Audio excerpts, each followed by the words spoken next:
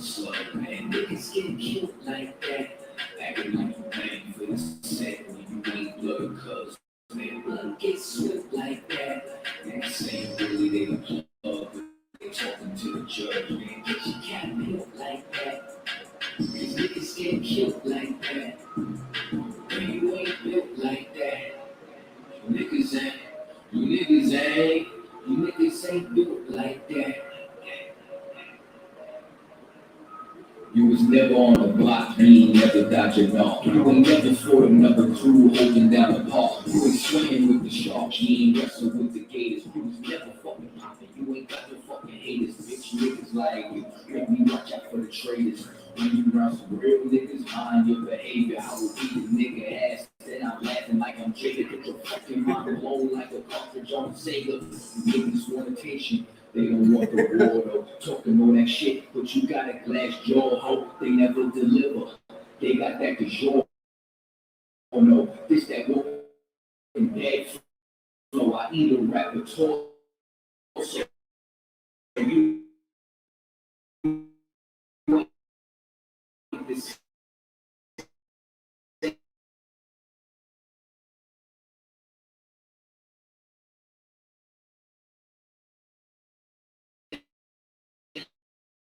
same man when you off the microphone. You ain't never broke a bone, you ain't never had a scar. You was certified pussy, so make me pull your car. I'm a certified prophet, respected like the word of God. Cause you ain't got the heart, nigga, you ain't got the heart.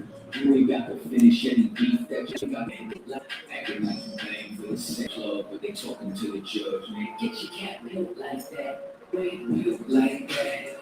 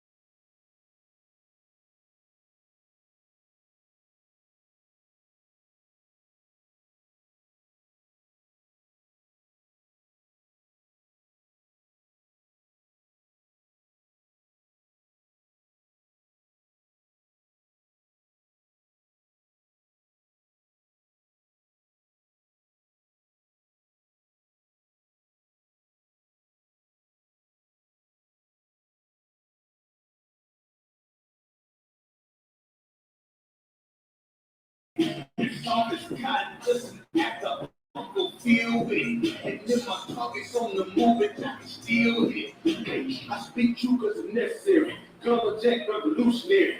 Cold on them like January. Commander General is a visionary. No food, no sweets. Your preacher man, he's sweet. Matter of fact, he weak. It's war time for peace. Think you hard, nigga, you ain't. But with us, nigga, you can't. You smart cars, we pace. We form up in ranks.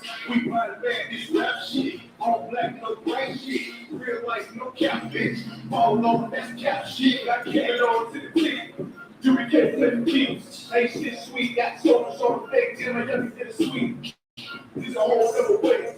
Tell the kids fuck on the beach. I'm in the field with the cleats. Then for the others here preach. They come through all black, other jack, man. All the niggas go retreat. Come through all black, other jack, man. All the niggas go retreat. I'm in the field with the cleats. Then for the us here preach. Come through all black, other jack, man. All the niggas go retreat. Go ahead.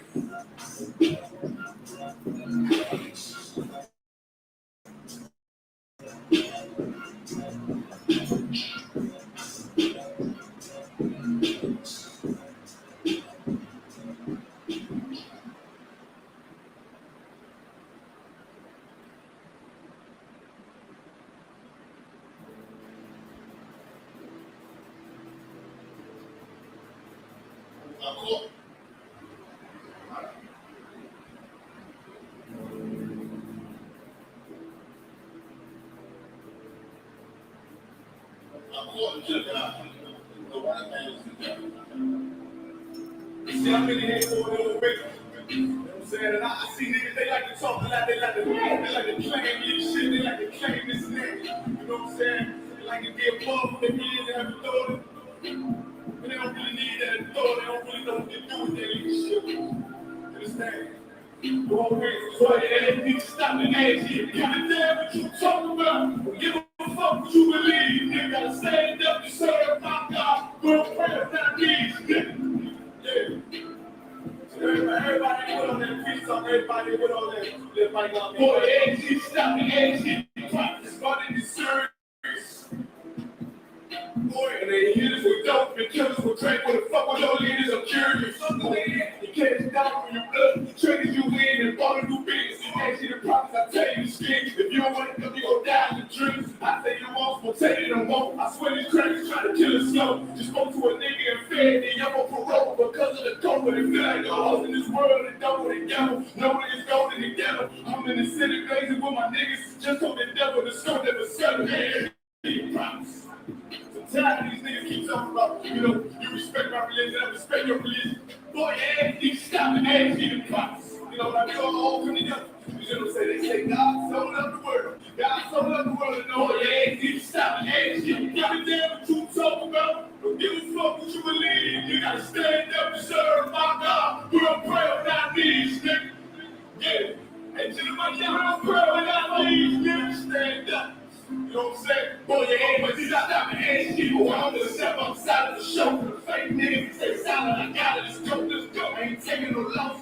Ain't no talking, but we got the film. Ain't no peace. Just kept it I'm really low to the right. I'm flex. I look, we can't get enslaved. And I can never let bite off me. Bite on me. Baby mother on high, baby pains through the fire. Down to the props, never be so belong to the Lord. I dare you, boy. You never will fail you, bitch. I can afford. I can press on you, bring it out war. They must your leaders weak, let them lie slip through their teeth. They ain't teeth, stop and ask you the props. That's just the reality, because I'm sorry to hurt your feelings. I know your father lied to you every Sunday for 30 years. Yeah. But that's what the church is for. That's why they exist. Boy, you stop and ask you to give a damn what you talking about. Don't give a fuck what you believe, nigga. Stand up and serve my God. We don't pray on our knees, nigga. We don't pray on our knees, nigga. Stand up and serve my God. We don't pray on our knees, nigga.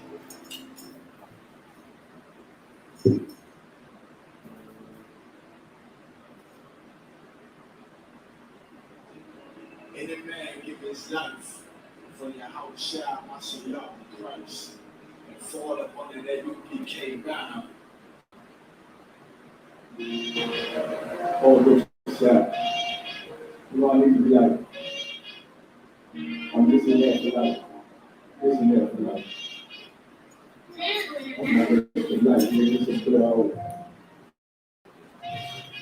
Your mother rock. It go play for you, I mean. Before we go. The world turned its back open.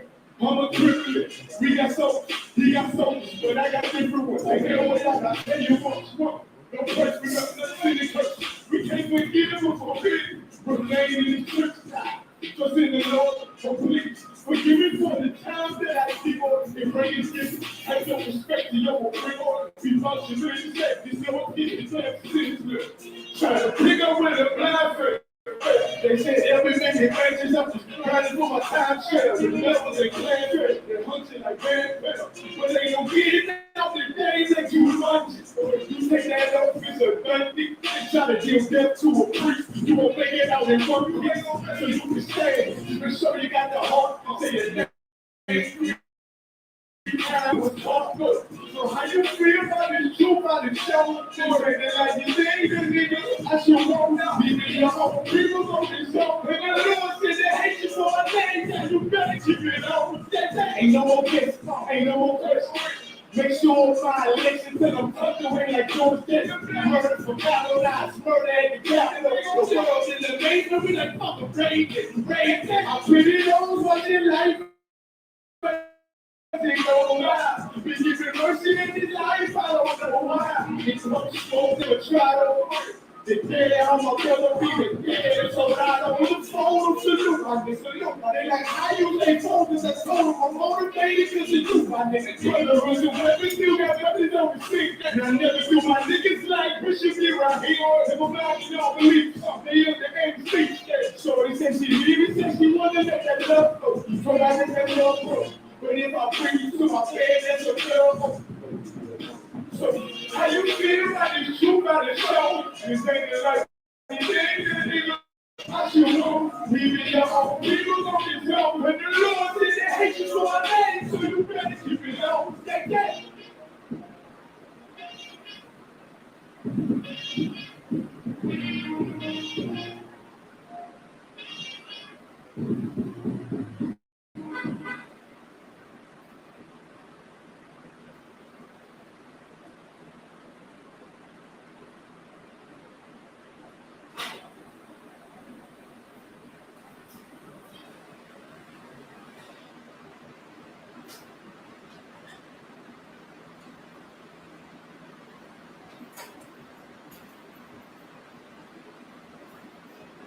Any man give his life for YAHANNA, Mashiach, and Christ, and fall up under that UPK banner. He's my brother and my blood, and I will die and kill for him if necessary.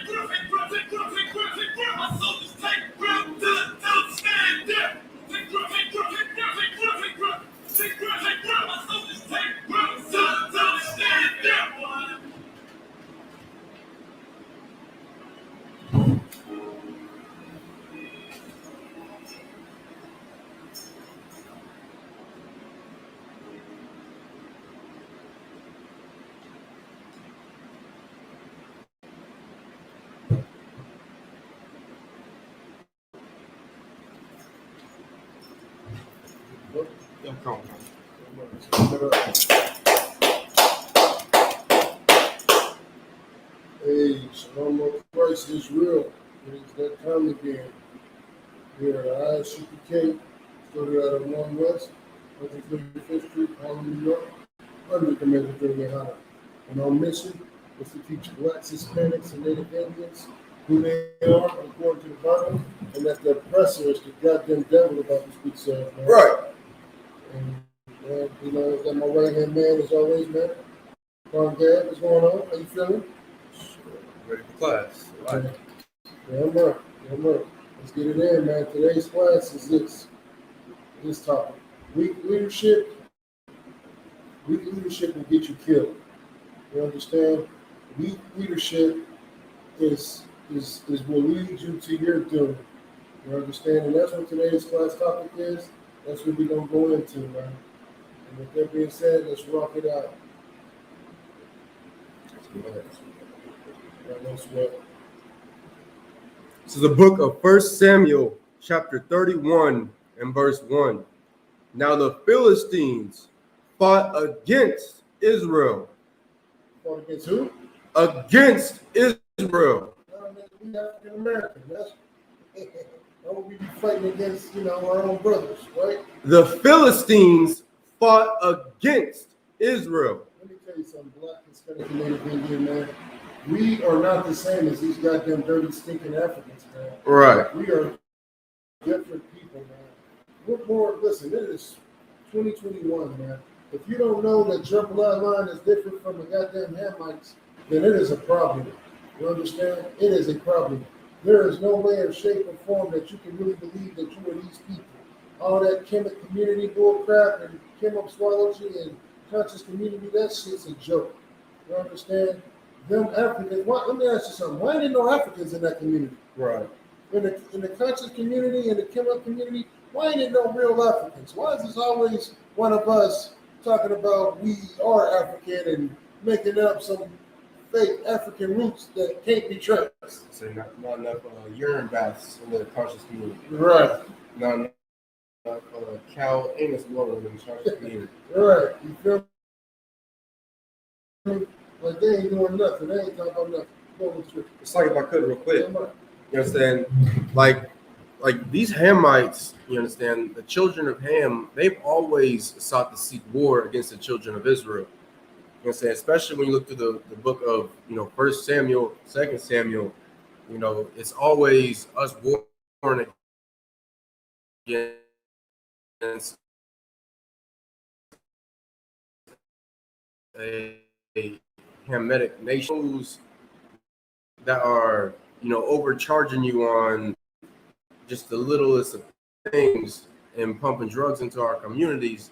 Like, that's another form of war that these other nations rage against us. And it's something that we got to come to a realization of. And the only way to do that is just following these so-called Christian leaders, these so-called, Muslims or conscious individuals within our communities, because they don't prepare us for war.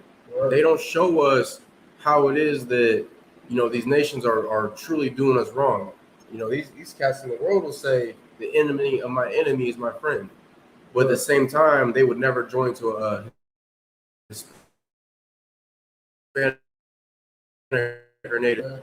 We have been out here dying. We have been getting murdered, slaughtered, you name it. The worst ways to die out here, we are the ones dying that way. You understand? Why ain't our leaders telling us, man? Why ain't they here to help us? We'll get to that later on in the scripture.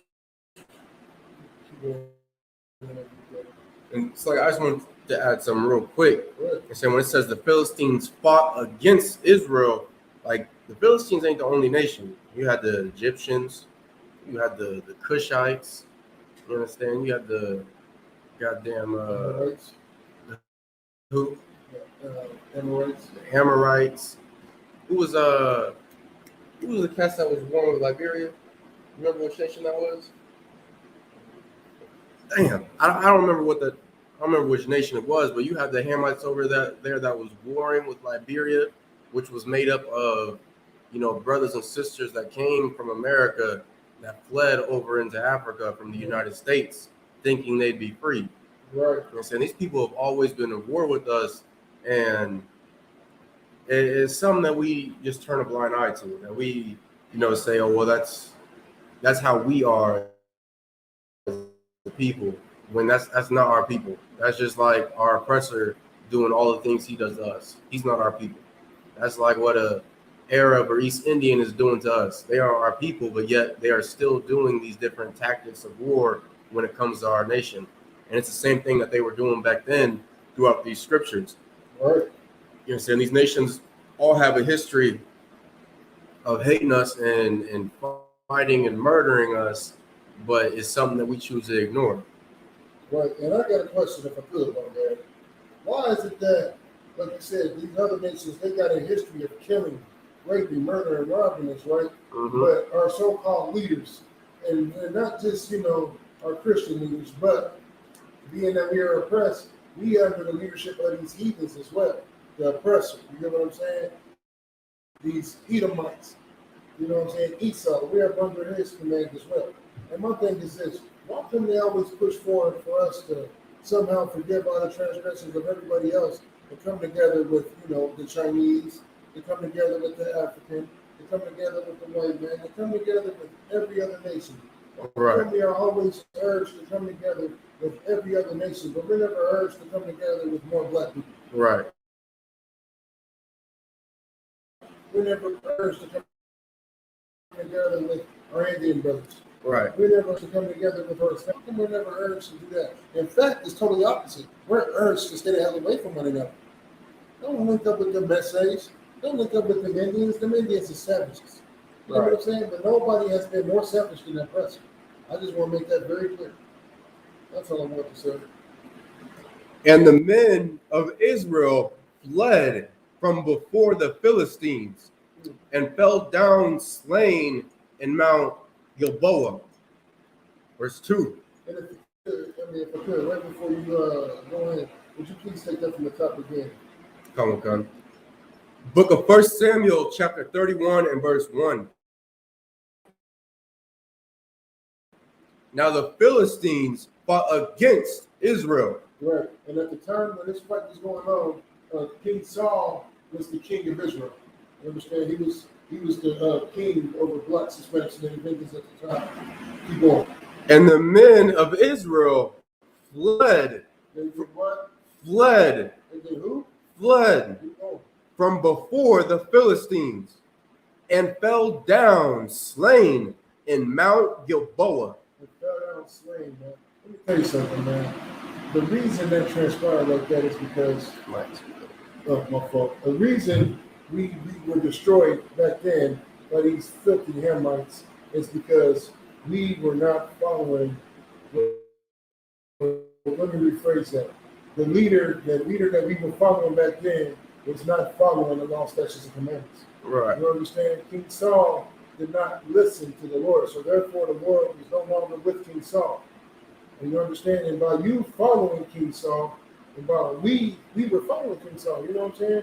Like we did what he said. We wanted to be, we wanted to be well.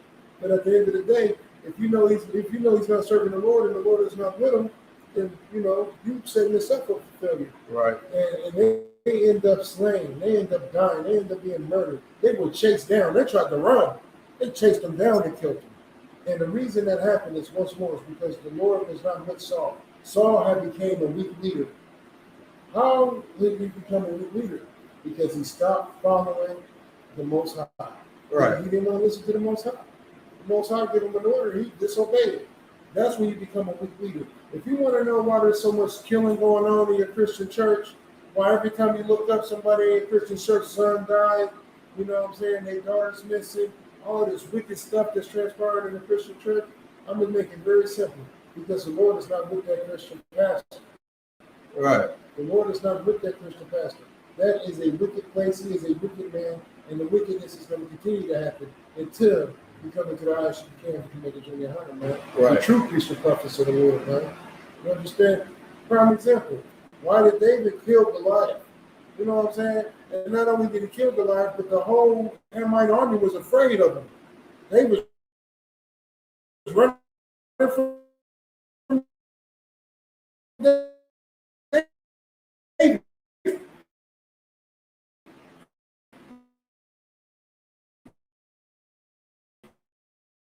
They went butt, man. They ain't know what the thing is. Let's get some more. Verse 2. And the Philistines followed hard upon Saul and upon his sons. And the Philistines slew Jonathan and Abinadab,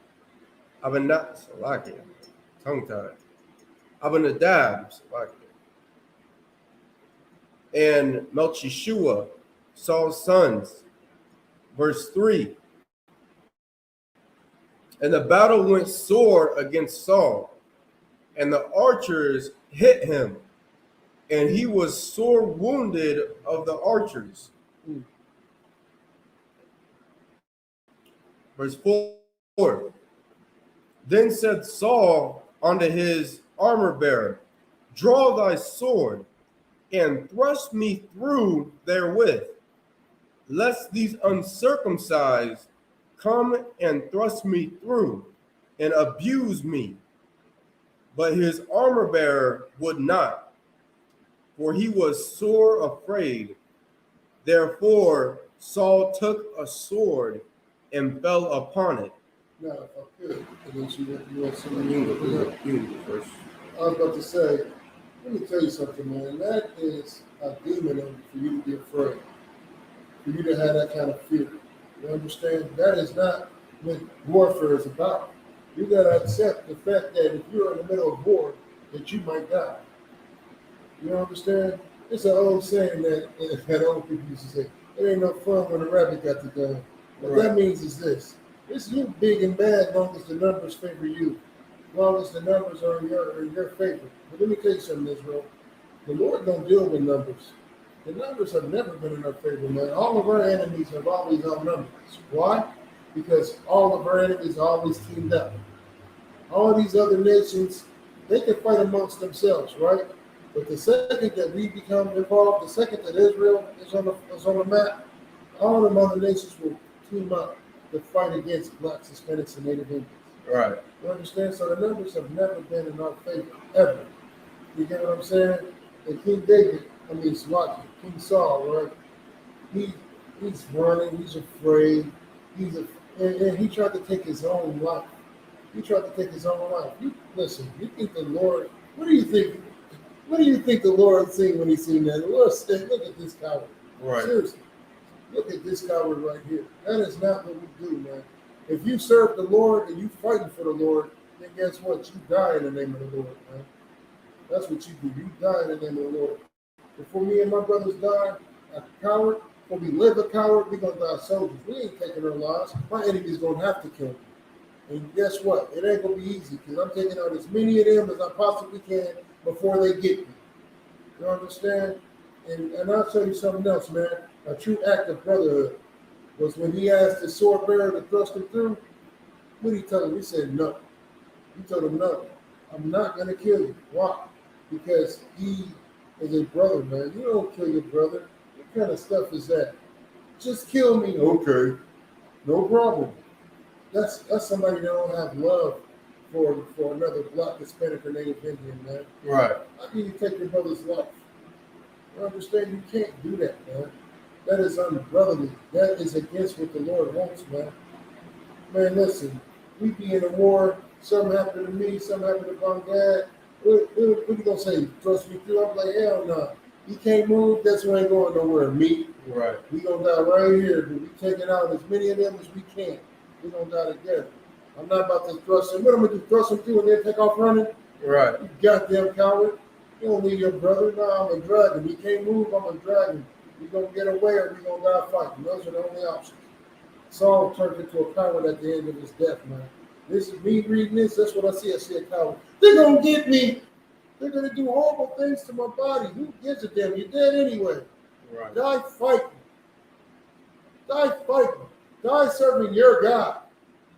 I'll tell you one thing. That's what them damn terrorists do. They strap body bombs on. Mm-hmm. You know, they're gonna blow some stuff up and take themselves with them. Mm-hmm. That's the spirit. Let me rephrase that. That's the spirit that we need. And I don't mean to go blow ourselves up. I mean the spirit of a warrior that's willing to die for what you believe in. Right.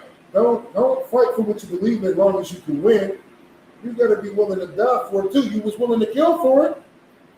If you're willing to kill for anything, right? If you're willing to kill for your family, you're willing to die for your wife. That needs to be the same thought process. If I'm gonna kill for my wife, I die for it. Right. I kill for this truth. I'm gonna die for it. I'm gonna kill for my brothers, and I'm gonna die for them. That needs to be the same spirit. I ain't gonna turn coward at the end. And remember how you said you'd die for this? Well, now it's that day. Nah, I changed my mind. I don't want to die. That is some of the most selfish things. Listen, to me, that's selfish. That's one thing that I never, ever, ever wanted in this life, even before the truth, was to die a coward, to die begging, to die pleading. To die pleading, please don't kill me. Please don't kill me.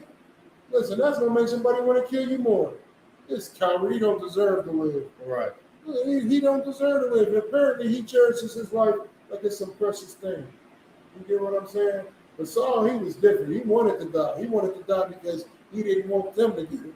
He didn't want to die by the hands of his enemies, right? He wanted to die by the hands of his brother. That don't sound brotherly to me. I just don't. Did that sound brotherly to you? Maybe I'm missing something. That's the same as him saying, please don't kill me. Exactly. That's exactly what that is. That's what he's telling his enemies. Please don't kill me. Please spare me. You do it. Don't shoot me. I want him to do it. Look, come on with that cowardice. It's like if I could real quick, you know what I'm saying? Like during this time and, through, a lot of the time in these scriptures, like King Saul, he had the same spirit as a Christian pastor. Right. You know what I'm saying? Someone who doesn't want to face the hardships of leading the children of Israel. That's why so many Christian pastors have turned their backs on blacks, Hispanics, and Native Indians. Right. And why it is they would much rather, get a fat paycheck check than it would be, suffering in the trenches with our people. That's why when COVID first started, so-called Christian leaders, so-called Muslims, they shut their doors on our people. They shut down before the government told them to. Right. You understand? They didn't want to face those hardships. Now, just imagine our oppressor coming against them. Well, of course, they came against them before and they folded, which we all know of. But imagine them coming against them in a, more severe kind of way. Right. And threatening their lives. Like how, Martin Luther King, like that was one of the biggest traitors to our people that, that's like getting in the top 5, top 10 in the nation of Israel. So, to me, that's like, how you do like 1A and 1B, like that's where he's at. He's like 2A or 2B. I don't know too many people you can put before him. Maybe Judas, I guess. Mm-hmm. You know what I'm saying? Mm-hmm. Like he is definitely a traitor. As to the priests and prophets of the Lord in the Isupk, we look at him as an absolute traitor for all blacks, Hispanics, and Native Indians. And instead of him facing, the real hardships, like it's like for a Christian, it's easy to go through a little pain if it means that, our oppressor will love you.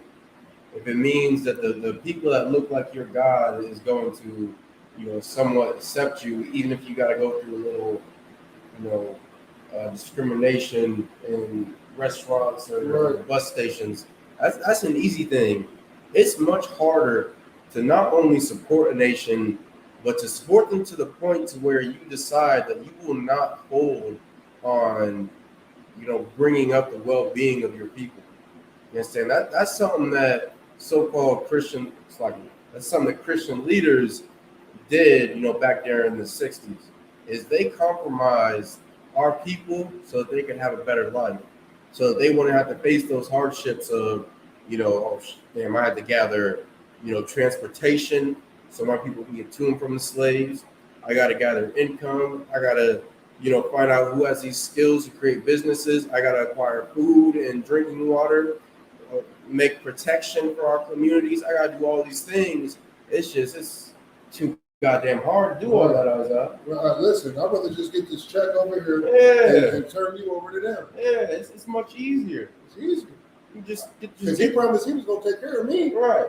You understand? It's much easier to just tell the people, hey, look, all we got to do, right? Check this out. All we got to do is we got to do a little marching, Right. a little boycotting. We're going to get beat, but it's nothing new. We can handle a little beating, and we're going to be taking care of it. And here's something else we're going to have to do. We're going to have to give up all that stuff that we have. Right. I know we got our own buses, our own water fountains, our own schools, our own banks, our own businesses. But listen, we got to be equal to them. Right. And we can get equal. We just got to give up all our stuff and make them accept us. Somehow we're going to make them accept us. And it still hasn't happened. Right. It didn't happen back here. It didn't happen here in the scriptures. It ain't happening now. The same thing that happened to King Saul is the same thing that we experience now. Our leaders begging, please don't kill me. Right. Please don't kill me. That's what the marches is. Them hands up, don't shoot. Please don't shoot me. Hands up, don't shoot. Please don't kill me. Black Lives Matter. Please don't kill me. What is the proof of this? No other nation has to do it.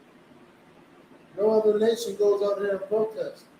I think that Asians did one little measly little protest around the world, right? Mm-hmm. But here's the funny part. And when I say funny, I mean sad. It was more black people out there than it was Asians. To fight for what Asians need. To fight for what Asians got going on. But here's the sad part. And when I mean sad, I mean disgusting. That when all these protesting and all these other things was going on for Black lives, how many Asians did you see out there? Right. None. They didn't fight for you one time, Black, Hispanic, or Native Indian man. Again, we put all our eggs in the basket for them. That is what leadership gives you. It gives you a reason to fight for your enemy, not against him. Right. Saying if I could, Yeah, right. Martin Luther King is a perfect example of that. Yeah, right. So he even said himself, I'm afraid I've integrated my people into a burning house. Right. Like, I don't understand how you could follow a man after he says that. And he tried to say it secretly, too. That wasn't even meant to go public. Yeah, right. He should have said that shit public so we all could have heard it. Right. Hey, y'all, I messed up. He should have been like, I messed up. The oppressor is the goddamn devil the Bible speaks of. Let's get these black ministers back open up ASAP. Right. That's what he should have did. He should have tried to say a little bit of integrity instead of saying that privately, but then continuing to go down the path that he was going down. Please don't kill me. Please, we need your love so bad. Get out of here, you coward. You understand? And that's why the Lord saw fit to put that man to death, man. Because he was destroying us. And if we could, I would like to pull a scripture real quick for the get back there to we use that. Okay. This is Jeremiah 23 and 32. Behold, I am against them that prophesies false dreams, saith the Lord. And I do tell them, and do tell them, and cause my people to err by their lies and by their likeness. Yet I send them not, nor command them. Therefore ye shall not profit this people at all, saith the Lord. That goes into what Bongad just brought up. What did following people like Martin Luther King bring us, man? Nothing. Just like the brothers that followed King Saul into this war. What did it profit them? Nothing. Right. King Saul was a Christian. King Saul was Martin Luther King by this time. You understand? And I don't mean that in the sense that he was a Christian. Let me put it that way. Which means that he followed the philosophy of, I'm going to serve the Lord in my own way. Right. I'm not going to follow these laws, statutes, and commandments.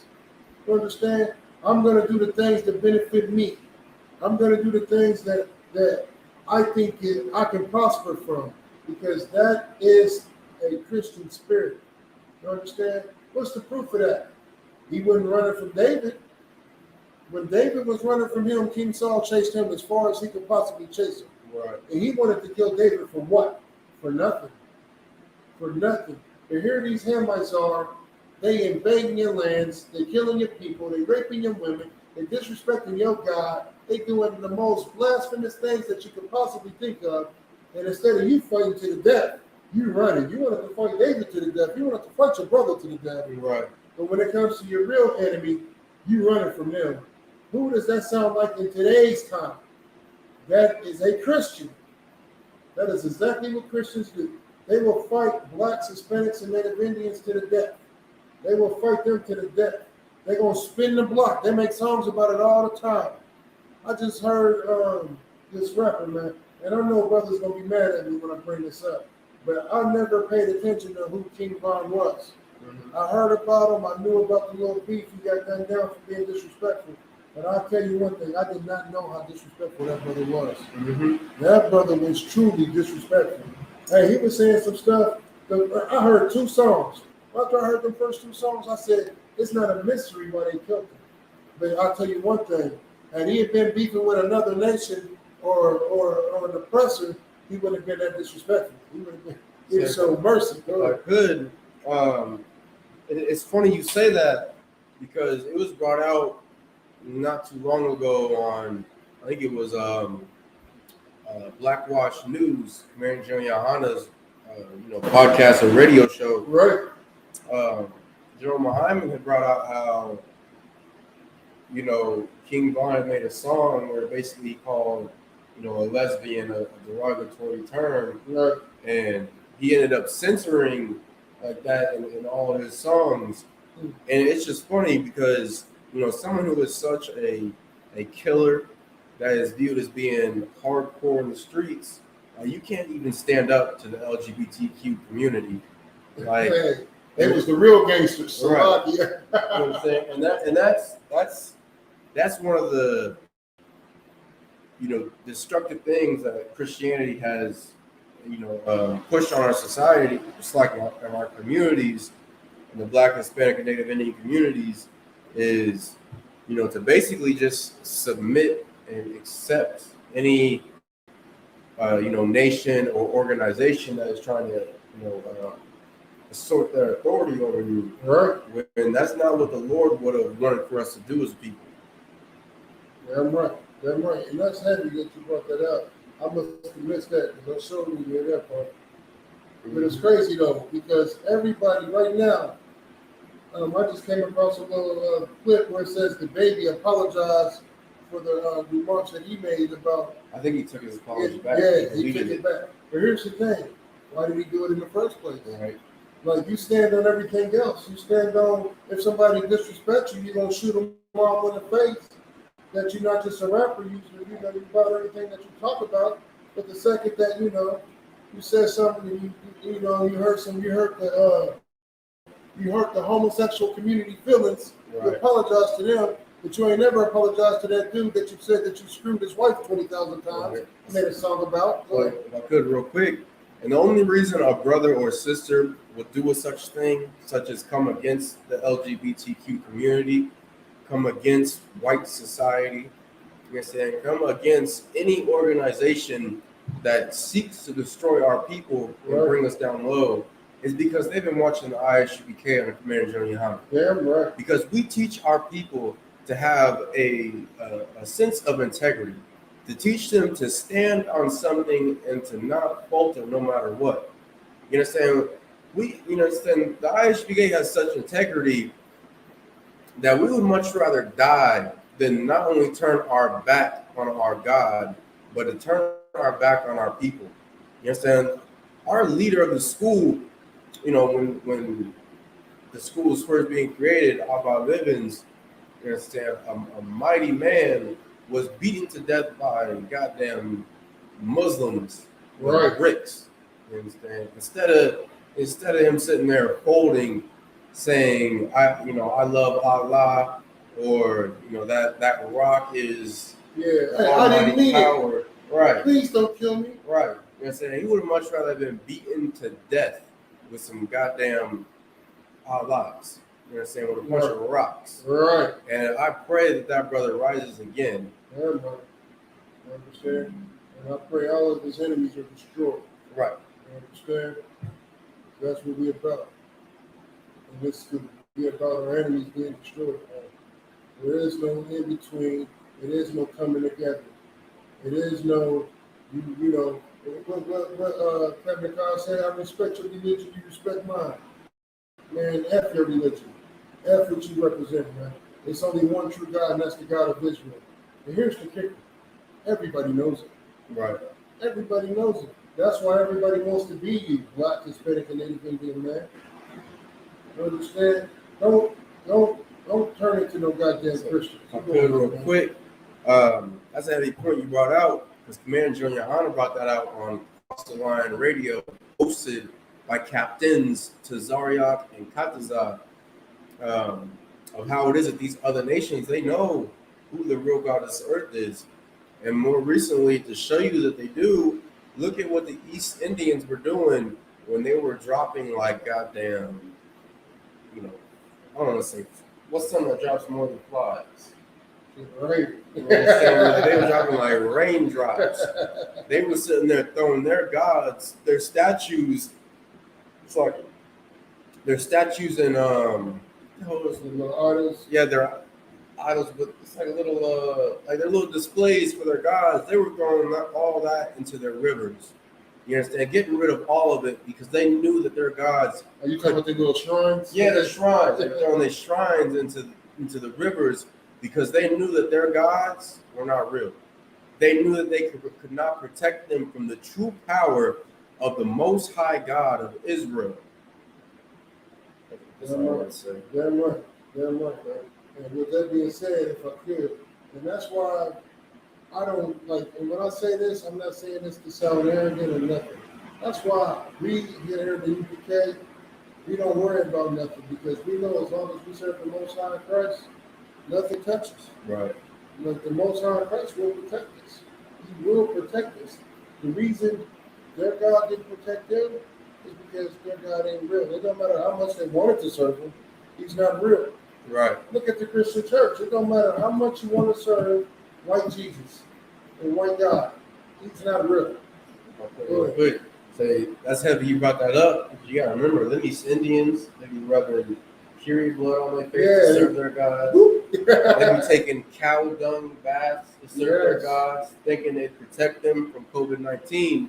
But at the end of the day, spread it like a moth. At the end of the day, they knew, hey, this ain't it. Right. They're saying our gods, like, they can't be real because they're not protecting us. Right. And that's something that brothers and sisters who are Christian or Muslim should realize, is that the God you serve do not protect you from this hell inside of America, Right. from this hell in South America. You know what I'm saying? If that devil God or that dumb rock were really some powerful entity out here, they would be able to change your life and be able to protect you from, the hells in this world. But at the end of the day, we've been oppressed for over 400 years. And not once has some rock opened its goddamn mouth and tried to protect our people. You understand? But the Lord, the Most High Power of Israel, has sent priests and prophets to raise up the children of Israel, to show us how it is that we're supposed to conduct ourselves and how it is that we can survive in these lands. And look, if I could, I'd like to give a scripture.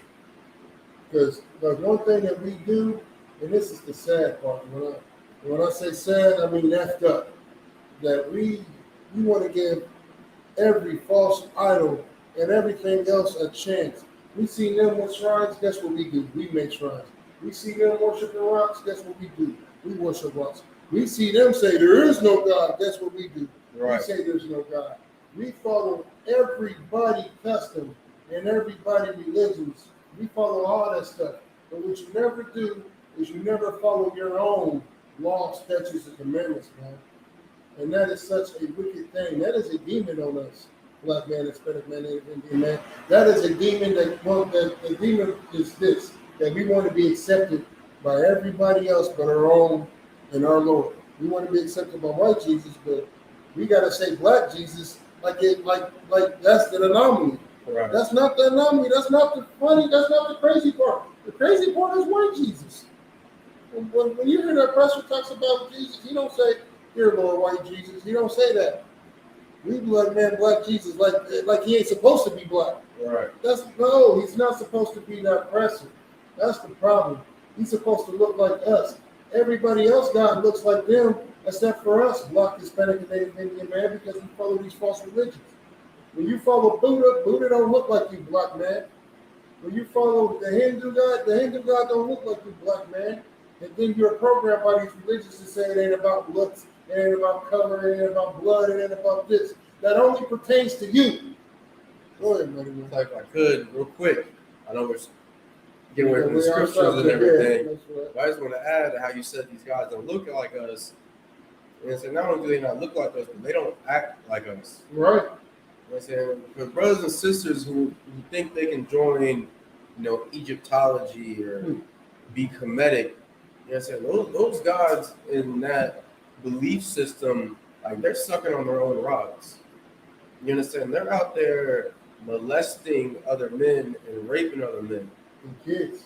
Like that's really something that you want to teach our youth, teach your children to believe in a God who puts his own rod in his mouth, shoot his seed in there, and then create all of life. That's really what you want to believe. That's really something you want to push on our youth. And if I could, he said they put their own word in their mouth, shoot the seed, then spit it out, and then somehow turn around and say, the black woman is God. Yeah, the black woman is God, though. She didn't need us to create nothing. It's like if I could. Like, that's just motherfucker. No. I just want to have just off of that you said, like, that's funny that they say that, because at the same time they'll say that our origins as like a species is from a great ape. Right. Like shit, like Captain Katazar said, a few years back, shouldn't the great ape be these people's God? Right. Shouldn't the great ape be God? You know what I'm saying? Shouldn't you be going to the zoo and praising the gorillas up in the goddamn cages? There should be one gorilla in the zoo ever. Get my God out of that cage. Feel me? Right? There should be uproar across all of Africa to free their gods. Damn right, man. And the reason we do that is because we are destroyed. And I'm going to read it in the scripture, man.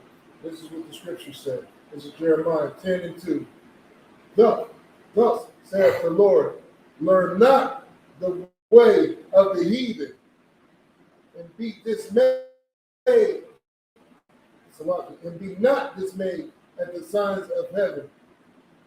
For the heathen are dismayed at them. For the customs of the people are vain.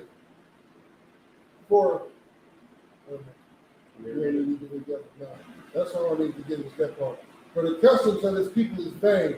And then this also goes into talking about, this is what we use to break down the Christmas scriptures, as a matter of fact. That's what that goes into. And all of that stuff is heathen and paganistic and customs, man. Like I said, I know we got way left field, but that's what happens when you're out here and you go down the rabbit hole. Because, our main goal, every class, man, is to make sure that we raise up blacks, Hispanics, and Native Indians. And I'll tell you one thing, as we say this every goddamn class, that our goal is to raise up blacks, Hispanics, and Native Indians. I never heard a Christian pastor say that. Right. I never heard a Christian pastor say, my goal is to raise you up. My goal is to make you mighty. My goal is to make sure that you're okay in life, that you know how to conduct and carry yourself and do great things in your life. I've never heard a Christian pastor say that. And I'll tell you why, because that's not his goal. His goddamn goal is to get the money out your pockets. Right. And to sleep with your wife and your kids. That's his goal. He don't give a damn about blacks, Hispanics, and Native Indians. You understand? His main goal is please don't kill me, Mr. Oppressor. Right. He don't fear the Lord like that, but he fears the oppressor. Right. It shows you the wickedness of this nation, man, and the weakness of our leaders. And we follow them, and we follow right behind them. Guess what's going to happen to us? We're going to die the same wicked-ass death that they died. Mm-hmm. We're going to be right next to them. You understand that when it comes to gang violence, little Draco Drew got a hit out on him. You know not to hang around him because niggas is looking for him. The other nigga that made a whole song about spinning the block. And when you see Draco Drew, he's killing him and whoever's with him. You understand it then, and you don't hang out with him. You get what I'm saying? But let me tell you something. Ain't nobody more gangster than the Lord. Hey, listen, we got a song. He got songs too. It's called, the Songs of Solomon. Right. You know what I'm saying? Yeah, he got songs about it too. What happens when you disrespect him? He gonna spin the block too, and he wiping everybody out. He taking out everybody who's with him. Everybody that, he brought that helm. Everybody that smelt it and ate some, you getting wiped out with Draco Drew too. Right. You understand? We gotta come back to these law, statutes, and commandments. Right. That's all I want to bring up, man. That's right. Verse 5. And when his armor bearer saw that Saul was dead, he fell likewise upon his sword and died with him. Because I just want to add real quick, it's like this scripture, along with many other scriptures, like it shows you that being a coward is something that is contagious within our communities. Yeah, I'm right. You know what I'm saying? It's because we see how it is that our leaders have sold out, how it is that they would much rather,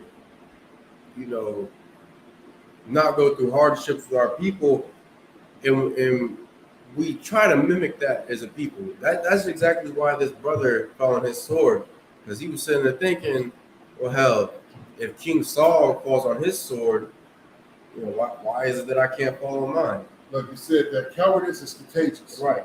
Why is it that I can't be weak like our king was? And saying, why is it that I can't be weak like Martin Luther King was and sleep with our oppressors' women? Why can't I be weak and take a little check to support my family if it means selling out my nation? Yes, and the sad thing is that this is something that has always gone on with our people. Like, our downfall it's always due to weak leadership, always due to some coward being in a powerful position to influence the masses. Man, that's a heavy point. If I could, Go ahead, because I want to get a scripture after this one. Man, that is such a heavy point. Prime example, Martin Luther King. He came out, non-violent, non-violent, non-violent. We shall overcome. Non-violent, non-violent. We shall overcome. He said in restaurants, refusing to leave until he get a sandwich. And people look at him as a leader. And what is the next thing they start doing? They started mimicking that. Right. You understand? And let me tell you something, man. A lot of people died. He died. And a lot of people died with him and after him. Because weak leaders will get you killed. Another prime example of that, whether you like it or not, know it or not, understand it or not, is your goddamn Christian pastor. He is absolutely weak. Let me tell you something. What's the proof of that? Where was all your Christian pastors when the Black Lives Matter movement was going on? Right. Your Christian pastors were out there fighting with you. Your Christian pastors were out there doing nothing for you. Your Christian pastor, every Black, Hispanic, and Native Indian death that goes on in the Black community due to gun violence, due to drug overdose, due to anything wicked, I lay at the feet of your Christian pastor. They are weak, and therefore we die from weakness as well. Okay. I just wanted to add on to not only Black Lives Matter, march and all that, but where were the religious leaders at when Philando Castile got shot in front of his wife and child? What was the outrage? You know what I'm saying? Where were they at when Eric Garner got choked to death for selling loose cigarettes? Where were they at when George Floyd had a knee on his neck, damn near breaking his goddamn neck? You understand? Where was they at when what was that brother's name? The brother where the father and son rode up on him when he was jogging. I know you're talking about. I can't remember his name. Damn it, I can't remember the brother's name. There's so many deaths that go on with our people when, like, it involves our oppressor. You know what I'm saying? Who just goes out of their way every single time to make sure that they cause some type of harm or afflict us in some kind of way. Like, as long as these religious leaders have been in power, our community should not be in the condition that they are. Right. Like, as long as they've been in power, they should have already have established, I don't want to say established some kind of diplomacy, Because that's really damn near what they do. But if you kick my fault, I didn't even need to catch I just wanted to add real Go quick. ahead. I say, but really they do diplomacy, but it's in the favor of our oppressor. That's why the ISUPK always says that these Christian leaders are just out here to fill their pockets, because instead of them speaking up for the undesired people of this earth, for the blacks, Hispanics, and Native Indians, and saying that this isn't going to happen to us anymore, or there's going to be consequences, instead they say to these other heathen nations who rule over us, well, shoot, you give me this amount of money, I'll go out here during the Black Lives Matter march. I'll keep them quiet. I'll simmer the crowd so they don't destroy too much of their cities. That's what these so-called religious leaders do. What we do, if I could, I'm done. if we could, we kill ourselves. That's what we do. Because they're killing themselves. They are King Saul. Kill me. Like they are dying slowly. You don't see it, but they are suffering, man. They are suffering. And here's the thing, we are suffering right behind them. Right. Like Paul Gadd said, they haven't established nothing. Right. We don't have any kind of diplomacy, and if we do, it's in their favor. Okay, the diplomacy shouldn't work. It didn't work. What should have happened after that is our leaders, they should have said, we will not go for it. We're going to establish a stronghold, and anything that transpires is going to be a problem. Right. We're going to buy this whole goddamn block, this whole neighborhood. The Christian church, the Black Christian church has trillions of dollars at this point. Trillions of dollars. Listen, every black neighborhood that's run down or built up, especially in the ghettos, every black neighborhood is absolutely destroyed. You understand that Christian church is still nice, big, and strong. They have the money to fix up their neighborhood, make it a gated community, and say nobody but Negroes is allowed in here. Nobody but Hispanics is allowed in here. Nobody but Native Indians is allowed in here. They have the ability to do that, but they don't. Every other nation does it. There's a gated community with the Arabs. You understand? There's a gated community with the Chinese. There's a gated community with the Koreans. There's a gated community with the Africans. And they're all in the ghettos taking all our goddamn money, but they are not your next door neighbor. They don't live next to you. They do not. They drive all the way a 2-3 hour commute to get to the hood, to set up shop in your neighborhood, that gas station, that chicken joint, that liquor store, whatever it is. They do it, and they take all the goddamn money out of that neighborhood, send it back to their people, and go back to that gated community where their people at. And our leaders just watch us die as they beg for them. Listen, here's what our leaders do. Don't kill me, kill them. I'm on your side. What do you need me to do? This is what we suffer under, man. This is what we suffer under. You understand? Our leaders have failed us, man. That Christian church has failed us, man. Point blank period. We are out here suffering every goddamn day, man. Like I said, we have the financial stability to do it. The Christian church has been around since the 5th century. We ain't collected all our money. There's churches out here doing triple tithes and stuff like that. Right. They tell you to break every other law, but you follow that law of tithes. That's what the Christian church teaches. Right. They are very wealthy. But our communities, where them churches are set up, are very poor. And they do bare minimum. They do backpack jobs. That's what they do. They go buy a $5 backpack and spend another $5 on school supply to send you where? To the oppressor school to learn how to be a good slave. To learn how to be a good slave. To keep learning how to be weak. To follow weak leadership. That's what we're doing. We're following weak leadership and we're being destroyed for it. That's all I want to say, man. So I want to bring out one scripture real quick if I could. Go ahead, man. This is the book of 1 Maccabees, chapter 1 and verse 11. In those days, went there out of Israel wicked men. So much like the so-called Christian leaders, the leaders of the Nation of Islam, the conscious community leaders, all these different people who claim to want to better the lives of so-called blacks, Hispanics, and Native Indians, But there's just always just something that they can't quite get over, and that's the money that our oppressor gives these so-called leaders. That's a heavy point. Heavy point for good. But like you was just saying, man, and that brings me back to what I was just saying earlier about like how they do backpack drives to, send you to the oppressor school. But we like you just spent, and they try to brag about it too. We just spent $500,000, $2 million, $3 million on giving backpacks to all the blacks, Hispanics, and Native Indians that we can find. Right. Well, how about this? How about you spend that same money and you open up our own school? Right. That's what Commander YAHANNA did. You know what I'm saying? He followed the mighty man above him and kept this tradition alive. Now let me tell you something. The school was anything. The school was gone, man.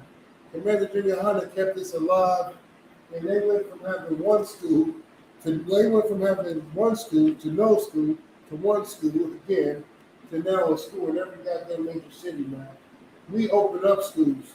Your Christian pastor wants them shut down. I'm my fault. He was talking about the money. That's what made me think about it. You're exactly right about it. You understand?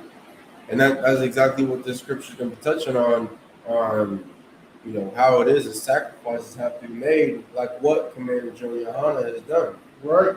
You understand? I mean, I couldn't even fathom the sacrifices that brother has made in order to build up our people, and yet at the same time, like, obviously destroyed of our people want to come up against the Isupk.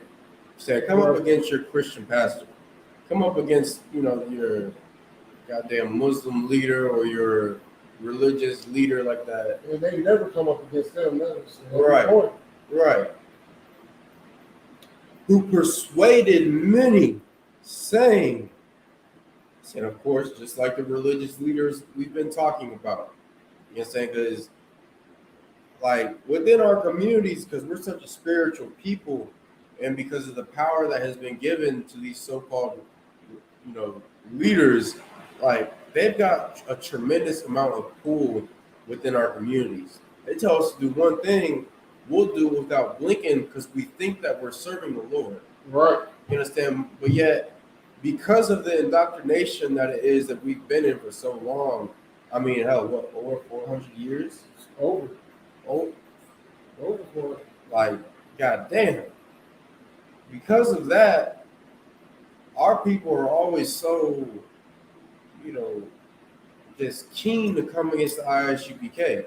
And saying we are the real ones that serve the most high power of this earth. Goddamn right. But because of the teachings that have been passed down through generations upon generations upon generations, like Christianity and being a Muslim or following African gods or Asian gods, any of that, that is a generational curse. And it's something that we got to break free from. And the only way to do that is to come to the Isupk. Because otherwise, these so-called leaders are going to continue to lead us further and further away from the Lord, destroying us more and more by the day. So, Mark, if I could, man, we don't just need to call them so-called leaders anymore. We just need to call them straight up what they are, weak leaders. Right. You know what I'm saying? Weak leaders. That's what they are. Because make no mistake about it, these are the leaders. These are the ones that are in power. We see them all the time with every goddamn devil president that gets elected. They're shaking hands and kissing ass and taking pictures. Right. These are the weak leaders. The problem is weak leaders will get you killed. That's why the killing of blacks, Hispanics, and Native Indians have not stopped. Right. Because of our weak leadership. Because of the plea bargaining, the plea, please don't kill us. Oh, I didn't mean to cut you off. Oh, no. Too long. Whenever you're ready. On the scripture. And I had something I was going to say. I don't even remember. You want to do the scripture? I was going to finish this. Go ahead. Let us go and make a covenant with the heathen that are round about us. For since we departed from them, We have had much sorrow. And that's exactly what Martin Luther King did, is it not? Did he not sit there and fight and say that we need to all join hand in hand so we can have a better earth? Yes, and if I could, whether we with them or without them, we still ain't got them sorrow. Right. That's all I'm saying. But that's so heavy, because a slave thinks that by not having to provide things for yourself, that your sorrow is going to be lessened. Right. Like Jeremiah brought out before, like it's hard to go out and dig a well. It's hard to go out and hunt, to build buildings for people to stay in. Build shelter. You understand? Provide protection. Right. It's hard to do those kind of things. It's much easier to depend on another people that will provide these things for you, even if it means that your nation is going to be murdered at the hands of these same people. That's why we always say it's much easier to be a slave than to be free, than to be in the ISUPK. Because in this organization, in this school, we come up with solutions for our communities. Not only do we come up with the solutions for them, but we take action in solving the problems within our communities. Right. Like we have brothers from New York sending goddamn food barrels out to Haiti and Trinidad. And if I could, the solutions that we come up to are our own. Right. They're straight out of the scriptures, man. Right. Something that your Christian pastor just told me what's over. Right. That's all I want to say about it. Let's talk about how they sit in the food to hate. Okay, come. That's not an easy thing. To gather enough resources to feed a nation of people, how let alone a small community. Can you imagine the native Indian reservations trying to feed themselves? Right. Like they got to outsource where does they get their food from and their water from another nation. And Like, my fault. I don't mean to keep cutting you off. What you bringing up is such a heavy point. Not only is it hard to do all them things, but the wicked ass kingdom that we live in, the oppressor passes laws that make it even harder. right, He passes laws so you can't collect rainwater. He right, passes laws so you can't grow gardens. He passes laws so you can't have animals. He passes laws so you can't do a lot of things that would make things easy. right, Like, prime example, I live in an inner city, right? I want to get some chickens, but because I live in an inner city, and even though I have a house, like if my neighbors complain about the chickens, the oppressor will come and make me get rid of the chickens. right. Ain't that some stuff? Ain't that some stuff? Well, you don't have enough land. Why don't I have enough land, you goddamn devil? Right. So, Lockie, I didn't mean to cut you off, but you just dropping it so heavy. Like, you're right, that is hard. And it's even harder when you got a goddamn oppressor, a goddamn heathen, that makes it even harder. But it's only hard for blacks, Hispanics, and Native Indians. It's not hard for these heathens. In fact, they're given the tools to make it successful. Right. They're given the opportunity to open up businesses. And not only do they get the opportunity to open up businesses, but they get the opportunity to open it up in well-to-do neighborhoods that provide a lot of income, which so happens to be the black neighborhoods, whether you understand it or not. We have the most financial stability out of all these other nations. The problem is we spend it with all the other nations. Right. Look, I didn't even cut you off, money, man. So rock. She was just dropping it so goddamn heavy. Shit, you squab on it. I said, but that's heavy you brought up about how it is that we don't have land or our own resources. But it's funny because like these weak leaders, they don't direct our people in any kind of way. Like they're supposed to be the leaders. They're supposed to be the ones not only tell us how to conduct ourselves as a people, how to run our households, how to serve our power, but they're also supposed to tell us how it is that we are to manage our resources. Like you have black farmers out here, but guess what? They're going bankrupt. They are losing their land, having to sell their cattle and chickens and crops for dirt cheap because a goddamn devil rules over us.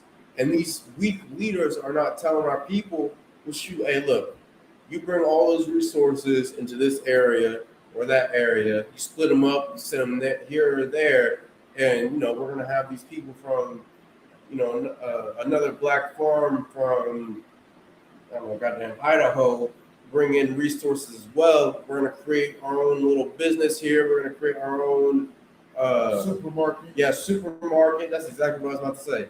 They're gonna create their own supermarket, and we're gonna give out resources to the black community for a reasonable price. And if I could, but in this game, you created a shitload of jobs. Right. Now you got butchers. Right. Now you got stockmen.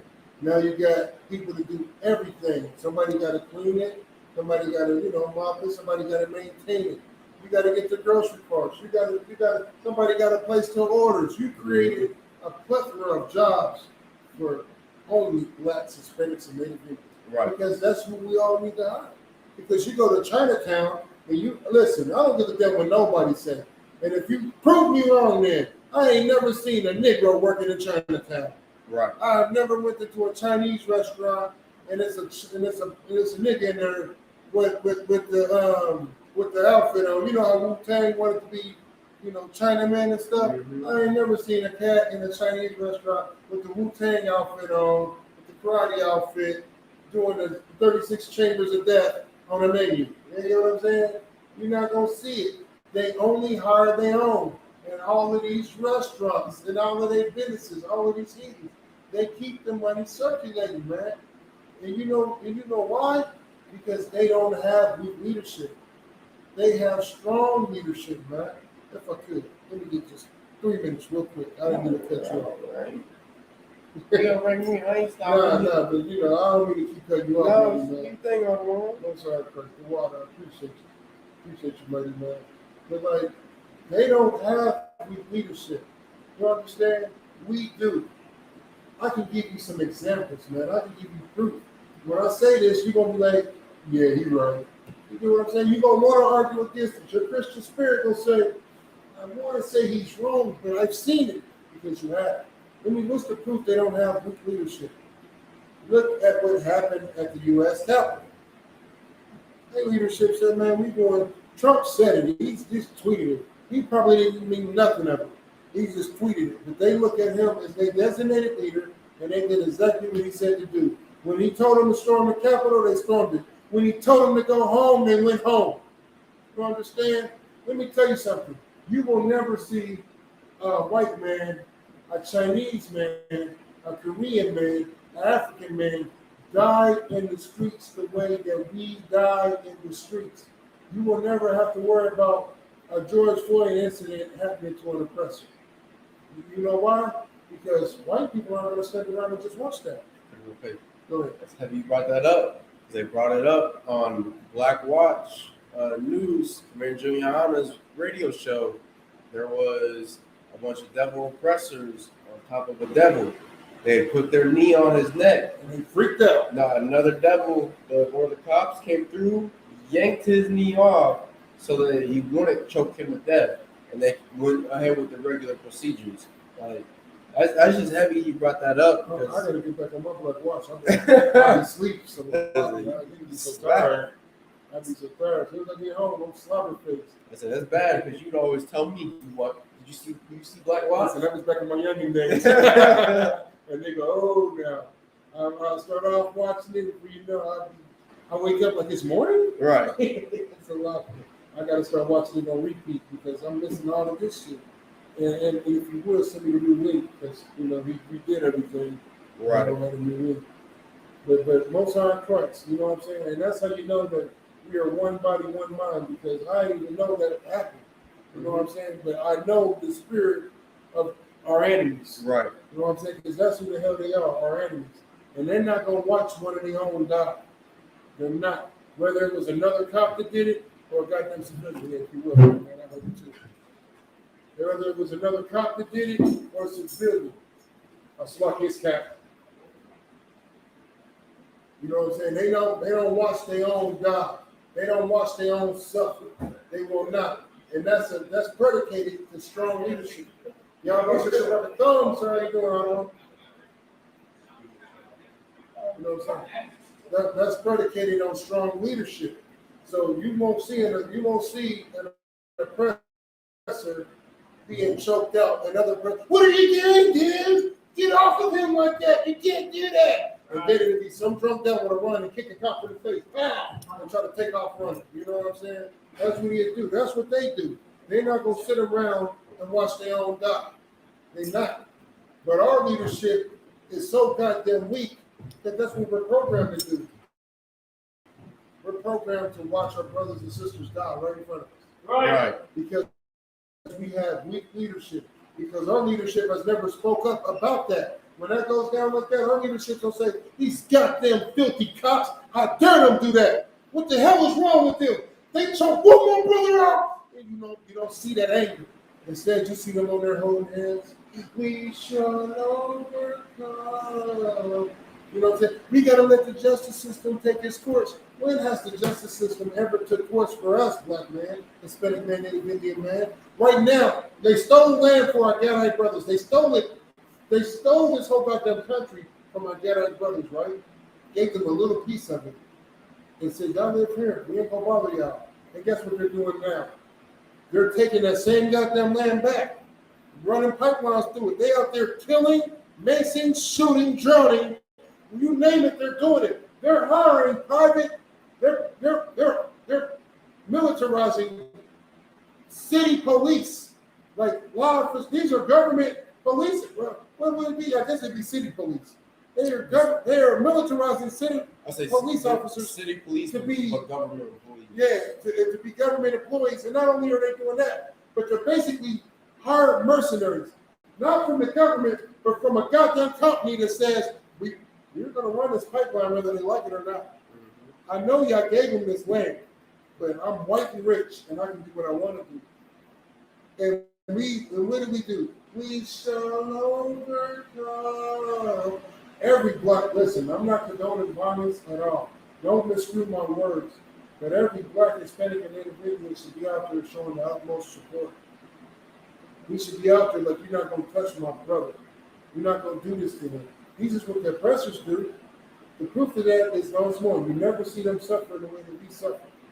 You ain't never going to see George Floyd situation with any of these goddamn Heathen nations. You know, we supposed to be Africans, right? When have you ever seen an African? I can't believe he killed his son. Right. I can't believe he was just driving a car. He did nothing wrong. You don't see them. They don't suffer. So if I could, or for some brothers and sisters that are so-called Native Indian or Hispanic, they supposed to came across on the God damn it, I just lost the name of it. The land bridge coming from Asia. Right. They're supposed to be Asian, but when has an Asian ever spoke up for our people? Right. They ever spoke up for the Hispanic babies in cages. Right. Who are being sexually molested. Still over there in the goddamn cages. Right. Right. Being sexually molested and coming up missing, just like the children who are in the boarding schools, or the sisters who are being raped and put into the sex trade, just like Native Indian and so-called African American sisters. Like, we gotta put the whole skin tone thing aside, right? And the the labels it is that our oppressor gives us, and realize that we are indeed the same people, right? You know what I'm saying? You look at this hell it is that we live in. It's the same goddamn hell. Ain't no other nation having women sex trafficked like Black, Hispanic, and Native Indian women. Ain't no other nation having their children sexually molested and committing suicide from said molestation like Black, Hispanic, and Native Indian children. Ain't no other nation being affected by the different diseases on this earth like our people.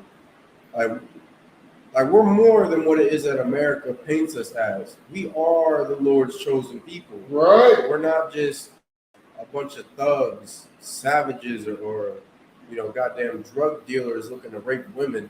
Right. We are the Lord's chosen seed on the face of this earth, which means that we are better than these other nations. Exactly right. And if I could, would you bring it down to such a heavy point? The real gangster, the real drug dealer is the oppressor, right? And these other Heathen nations. Nobody has more blood on their hands than the oppressor. The oppressor sells more drugs than a little bit. I remember the prohibition, right? How you say it, prohibition? All right, so this is when they banned all liquor, right? But they make movies and brag about it and honor the fact that they broke laws to get liquor where it needed to be. You understand? What's that? John Gotti, right? John Gotti, he is one of the most respected gangsters on the face of the planet. And he killed more, listen, man, he killed more people than I can count. He's been implicated in so many goddamn deaths. But nobody vilifies that, though. That is not vilified. That is honored to show you how real gangsters are. And nobody calls him a thug, a gangster, a piece of crap, a black man. You ain't killed one man. You just stabbed your pants and smoke weed, and you're a gangster. I'll cut it real quick. Not that we promote, being a drug dealer, a murderer, or an extortionist like our oppressor is. But that's so crazy you brought that up, because while they glorified their drug dealers, their murderers, their extortionists and rapists, yes, these so-called mobsters, they vilified Black, Hispanic, and Indian mobsters, like Frank Lucas. Look how wicked he was. You know, once more, if I could, we're not celebrating that. We saying there's a difference between when they do it, it's to be honored and respected. Right. When you do it, you're the most filthiest, disgusting. I can't believe. Look at this nigger here. You understand? And if I could, I don't mean to cut you off, but the difference in why that transpires like that, whether you like it or not, know it or not, understand it or not, is leadership. That's the difference between weak leadership and strong leadership, because they leaders glorify it. Our leaders vilify it. White man said that's wrong. You can't do that. No, he's dirty. He's making us look bad. Right. And we always victim blame ourselves. Right. We like that. We are the most worst. I can't believe we did that. But here's the thing: we don't never point the finger at the other nations. We don't never blame them. We don't never hold them accountable for their goddamn crimes. Right. They got 500 years worth of goddamn crimes: killing, murder, rape, pillage, robbery, drug selling, you name it. 500 years worth, and we don't never vilify them. It's only us, man. Only us. Like prime example. And this is what came to me today, man. You know what I'm saying? I had a good day, man. Went to the gym, worked out. I was in the gym there for 4 hours. You know what I'm saying? I ain't bragging, man. I'm just saying. That nigga trying to get in shape. That's all. You know what I'm saying? I didn't even mean to be that long, but I want to make sure that listen, I want to live forever. Right. And you know what I'm saying? And not only that, but I want to destroy my enemies. It might be a day that one of my enemies catch me and I don't have any of my pistols on me. I might have to get them some of these. I want to make sure I'm able to do so. You know what I'm saying? So we went to go get it in, right? And, after the gym, right, the showers, all that stuff, got dressed, and I threw on this shirt. And this shirt says, Supreme Black Supremacy, right? And I'm just seeing people look at me in shock and awe. And I mean, when I say people, I mean our enemies as well as my own brothers and sisters. My own brothers and sisters is looking at me like my shirt is unforgivable. Right. They like Supreme Black Supremacist. How dare him say that on his shirt? You get what I'm saying? But the reason it bothered me is because just a couple of months ago, that's what black people was all about. When it was about George Floyd, when it's about Orlando Castillo, when it's about black people. Yeah, black people. Yeah. Listen, it's about Supreme Black Supremacists whenever one of us goddamn dies and it's public news. Right. Well, I got a news flash for you, black man, Hispanic man, Native Indian man. We die every goddamn day. Not everything makes the YouTube, and everything makes the Facebook, but we die every goddamn day. And that was the difference between us and them. That's the difference between strong leadership, which can be found in ISUPK, under Commander Junior YAHANNA, and weak leadership, which is all through the Christian community, all through your Kemet community, all through your Muslim community, all through whatever religion you following. It ain't nothing but weak leadership. And your weak leadership is going to get you killed. Because let me tell you something. You're only a black supremacist when it benefits you. Right. You're only about warfare when somebody else is willing to go to war and die with you. I'll die by my goddamn self if need be. Go ahead, buddy. I just wanted to say that's heavy. You brought that up about you're only a black supremacist when it benefits you. That's how that's how Christian leaders were back there in like what was it, the 60s and 70s. You know, they were supposedly about black power, about bringing black people together. So all you seen was this. Right. You understand? I think it was even they brought out on Black Watch. I think it was either Black Watch or Jeremiah Hyman class. I think it was Jesse Jackson. How it is that he had the black fist up and afro and everything, you know, about black unity. But it's because it benefited him during the time. Right. You understand? That's why like it's so important that our people really find the leaders who have integrity. Right. Who have a real love for our people, because otherwise, like, we're just gonna be following a bunch of frauds. We're like, and it's something that we've been following for so long. You would think we'd get tired of it as a people. Man. Go ahead. I don't want to cut you off. If I could, man, this reminds me of something that I brought out, and I'm gonna do a shameless plug. You know what I'm saying? This is something that we brought on the podcast. You know what I'm saying? Mm-hmm. What's good? You know what I'm saying? Represent Southern Ohio. Shout out to the Prophets Almighty, man. They know how. They understand the quality. You know what I'm saying? We get it in. We try to do our thing. But it's something that I brought out on Black Watch, and you just triggered it when you said that. You think we would get tired of it. The Christian church has failed blacks, Hispanics, and Native Indians for so long. And we are kids. We are like little kids. We are. Like we are worse than little kids. The scripture calls us sheep. We are the lost sheep of the house of Israel. Right. Now, let me tell you something about a sheep. Let me tell you something about a little kid. We are worse than sheep and little kids. Because I'm telling you, I've seen this. I've seen it with little kids and with animals. You understand? I've seen it with sheep. You can only do so much to a sheep or to a little kid that even they understand. Can't trust them. You ever have a little kid? I've seen it. That was done to me. I've had adults promise me 1,000 things as a little kid. 1,000 things. Hey, I promise you I'm going to do this. I'm going to promise you I'm going to do that. I promise you Monday we're going to go get some ice cream. Monday time. You can do it. I promise you Tuesday. Tuesday going to be the day. I promise. Tuesday come. I can't make it. Wednesday. I promise you Wednesday. Wednesday's the day. Wednesday, if it's better in my schedule, how about that day? Yeah, exactly. If it's better on my schedule, Wednesday be the day. Wednesday comes nothing. Hey, listen, I promise you, Thursday is it. You get what I'm saying? And I've seen little kids. I was that little kid. Right. When people make broken promises, eventually you stop believing in them. And that's one thing that I've never done in my life. Shinya, if I may. How many times have I promised you anything? And you know why I never promised you anything? Hey, he didn't have to think about it.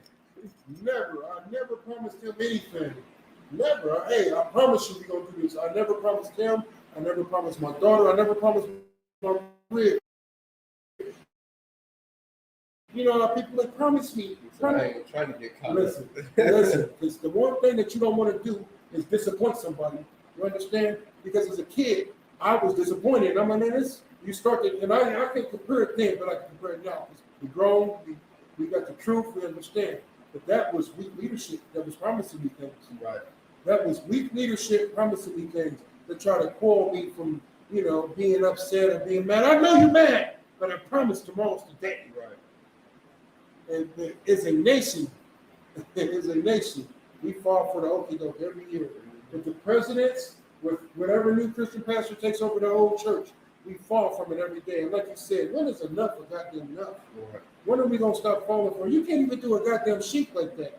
If a sheep, this door right here, right? I know y'all can't see the door, but there's a door right in front of us. If a sheep, you bring a sheep through this door every day, and every day you jump out of there, that sheep is eventually gonna be like, I'm not going through that door. I know the second I come through that door, this nigga gonna attack me. If I could, just real quick, just based off the sheep, like that damn near shows you how it is that we've been conditioned worse than animals. Damn right. Because like a sheep will see how his brothers are being manhandled out of a pen to be slaughtered, and they'll instantly be like, "Yo, I ain't messing with these people." Like you said, run. I'm getting them out of here. But when it comes to a Black, Hispanic, or Native Indian, like, we try to be around those people that prepare us for slaughter. You know what I'm saying? We try to, make friends with them, so maybe they'll just allow for us to live another day. Don't kill me. Right. All the way back to that. Don't kill me. Kill him. Right. Don't kill me. That ain't with the sheep. The sheep said, don't touch none of us. Everybody run this way. Right. You understand? They'll all scatter in different directions, but when it comes to our people, due to the leadership it is that we've been under for so long. You mean that weak leadership? Right. The weak leadership, Salakia.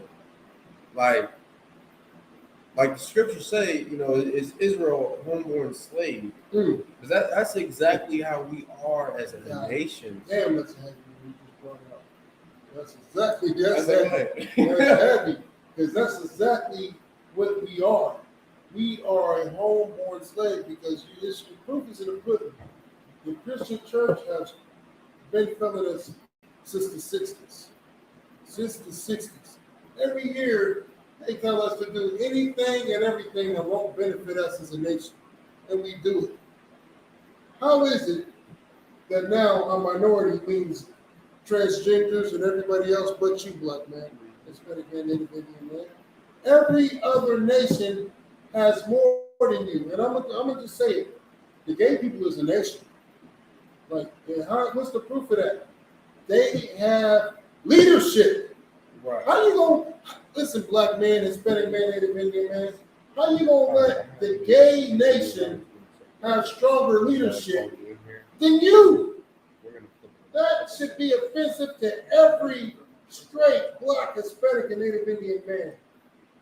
You should be calling your leader right now, like, listen, I was watching the UPK class. I don't know who the niggas was, but they said something that's the truth. The gay leadership out here is stronger than the Black, Hispanic, and Native Indian leadership that's based out of Christianity, that's based out of any of these religions. And here in the UK, whether it's Christianity, which is number one, or if it's Muslim, atheism, Scientology, Kemet community, whatever it is, it's all Christianity to us because it's all about worship of white supremacy. Even the Kemet community is worship of white supremacy, man. Right. Why? Because they follow the oppressor's customs. That's why. How is it that all these other factions, right? And like I said, man, we should be ashamed that the gay community leadership is stronger than ours. Right. Like gay people, you can't say nothing about gay people. Ask the baby. Ain't that his name? Yeah. God, yeah, right, the baby. I was calling that nigga Little the baby. I was like, Little the baby? They're like, there's no little. It's just the baby. Say, ask any Black, Hispanic, or Native Indian who has ever spoke up against the LGBTQ community. Right. Like, and it don't matter what their position is, they are always shut down and have to immediately apologize. I'm sorry. Please don't kill me. Saying, like you said, that's because they have strong leadership, just like Sodom and Gomorrah. You know what I'm saying? A nation who was able to conquer a vast amount of territory, that's because they had a hell of a leadership. Right. Just like the LGBT community. And guess what? They're also able to take over a vast majority of territory. That's why it is they are so widespread throughout the United States. Right. Why they're so widespread within the Black, Hispanic, and Native Indian communities. And of course, we already know Africa. Like, they was the first LGBTQ community. You understand? The Asians, the Arabs. Rome might be the first. Rome might be the first. Hey, all I know is in Egypt, they were shooting their own seed into their mouth. Hey, you're right. Goddamn, but that's a toss up. That's what we talked about earlier. That's 1A and 1B. Right. I say, but hey, we know Rome got their culture from the Egyptians. Right. So, right. Yeah. Hey, we know our oppressor likes to steal everything. He likes to make things up. Hey, that originated in Africa. Right. So for you brothers and sisters claiming to be African, hey, listen, and I still ain't seen no Judite with that dumbass plate they lit. Right? If you Kemet, you know. Sorry, I'm waiting to see them strap a wooden rod to their head and do some kind of half-naked dance. That's Hey, what why I'm ain't you waiting so-called Kemet communities taking them dun baths Right. and piss baths? I'm still waiting to see it. on. That Facebook Live for everything. They're falling after your gods and shooting your seed into your mouth. Right. Why aren't you doing that? Because you know that it ain't right. Right. That's why when brothers like Sinetta battle Captains Tazariak and Katazar across the line, Right. like it don't make any goddamn sense. Like that's not the people we should be turning to for leaders. Like the conscious community, they are not leaders for our people. Right. They will tell you to follow not only a God who shoots his seed into his own mouth, but they'll tell you to follow a God who sexually molests children and another man.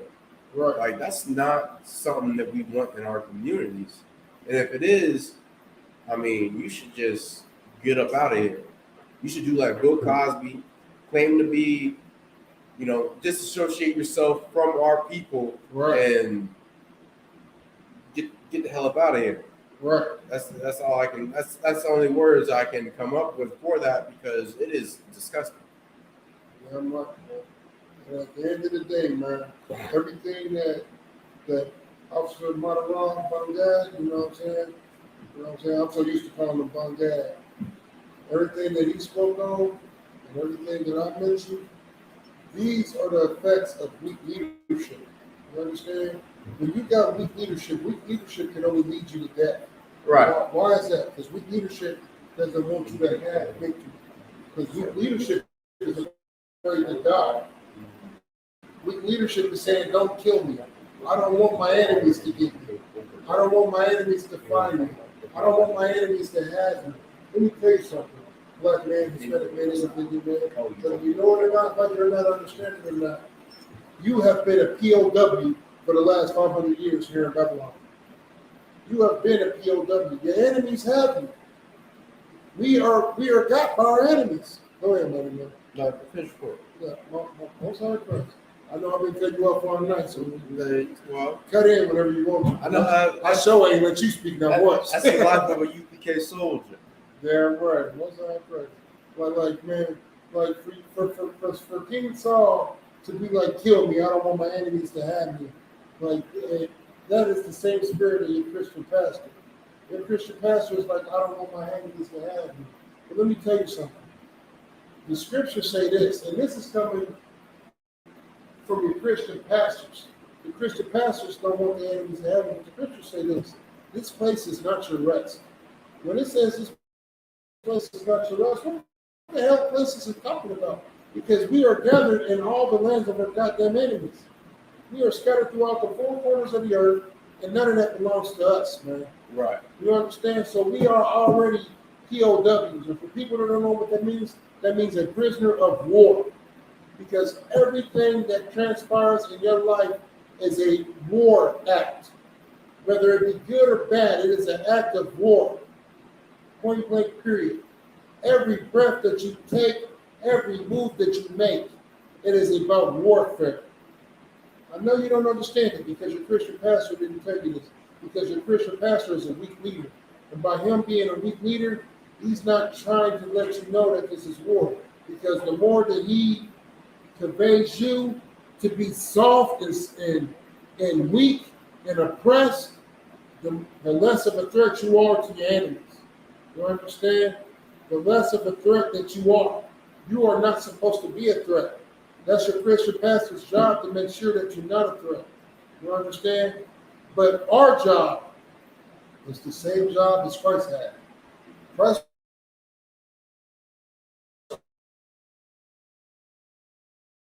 wants you to be the most dangerous thing on this and trip them up. I'm going to give you my secret to cutting a Christian. This is my secret to cutting a Christian. You understand? I ask a Christian this because the one thing they say is, Christ loved everybody.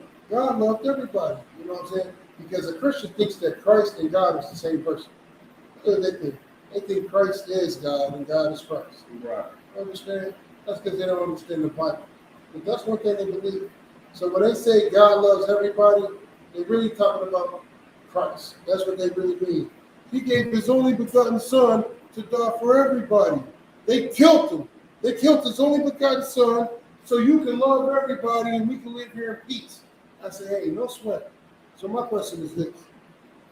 If God loved everybody and Christ loved everybody, and he gave his only begotten son to die for us, and my question is this. Why did they kill him in the first place? Right.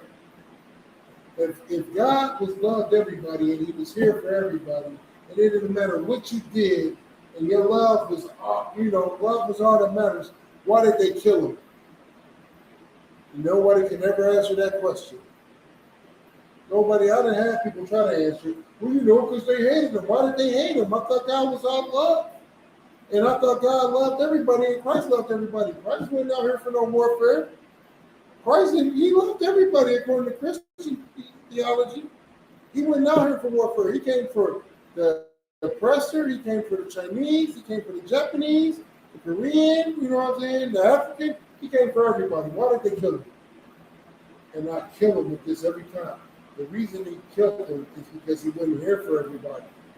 And I asked him this, if I'm here for you, if I'm here to make sure that you have everything that you need, if I'm here to take care of you, if I'm here to raise you up, if I'm here to take care of you and your people, if I'm here to make sure that you ain't got to worry about a goddamn thing, if I'm here to breathe for you, you understand?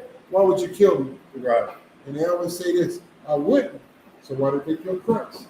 Because Christ, and this is about to blow your mind. I know Christians, we're going to get, listen, we get a lot of comments from Christians here soon. I know this, listen, Christians, just bear with me.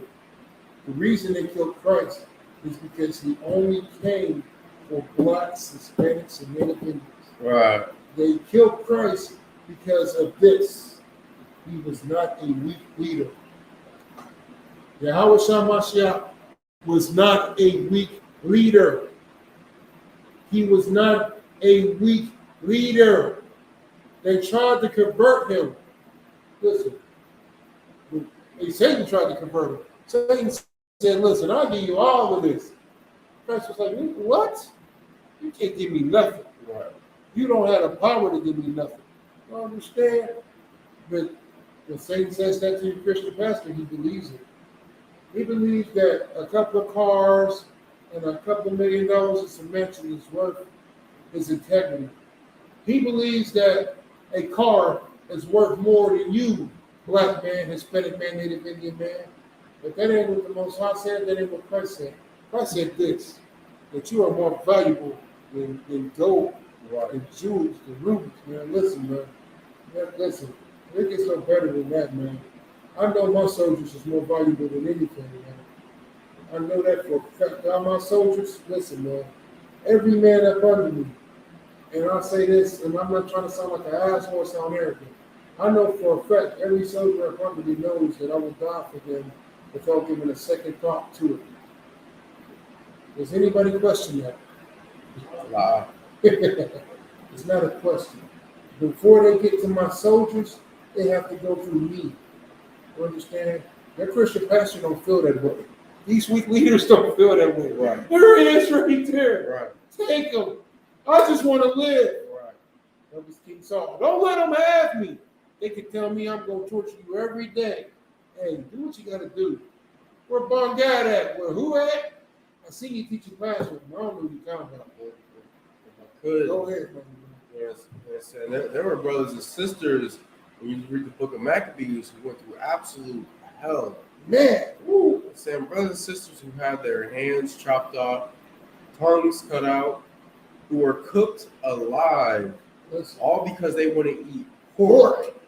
So just imagine, turning your back on your nation or selling out your brother. Right. The only ones who can claim that we'd be willing to go through that kind of hell is the Isupk Sioux and Commander General YAHANNA. Yeah, right. Ain't no religious organization out here about to do that. You know what I'm saying? These religious organizations, they shut their doors when there was a goddamn hurricane going on. When there was civil unrest. You think that they're going to sit there and get tortured? Like, could you imagine how horrible it would be to be cooked alive?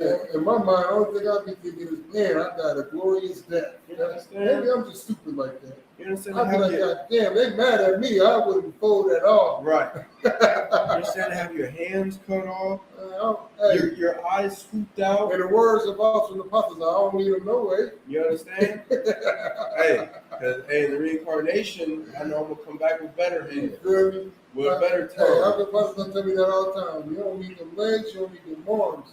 You don't need none of that. Right. You understand? Like that's something that these weak leaders are not willing to do. They're Yeah, not right. willing to make that kind of sacrifice. They don't even want to sacrifice their pockets.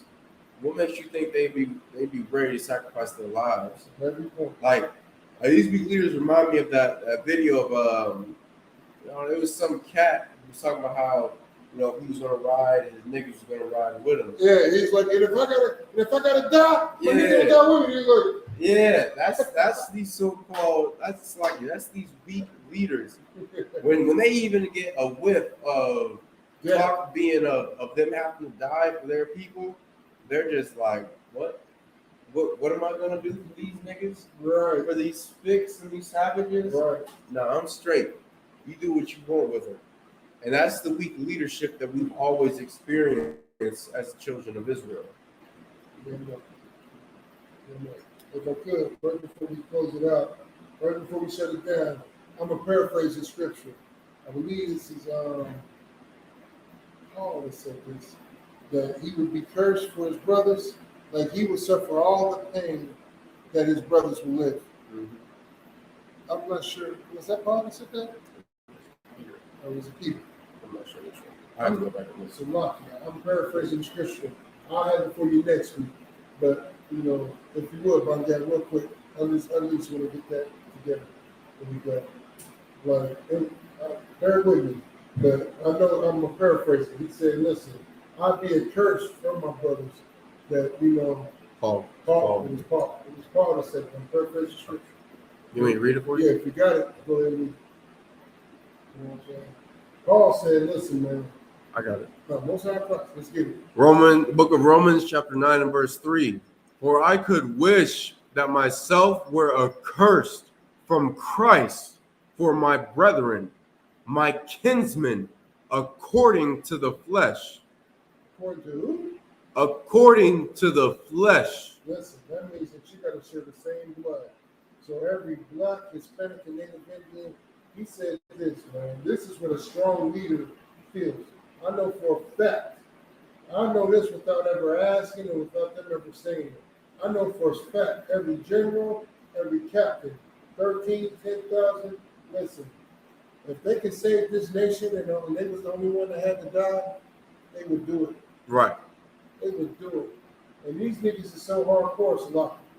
These brothers are so hardcore that that's the spirit that we have. Like, I have no problem with giving up my life, man. Listen, that's one thing that I don't want to do is die coward. I refuse to die coward. In fact, Shania, if I could, what's the slogan? No cowards, no excuses. They can't hear you. No cowards, no excuses. No cowards, no excuses. Listen, the last thing you want to do is die coward. The last thing you want to do is be a weak leader, man. If I could give up my life tonight, tomorrow, so none of my brothers and sisters would have to suffer, I would do it. I don't give a damn what they do to me. What they gonna do? Torture me? Right. Who cares? I've been tortured my whole goddamn life.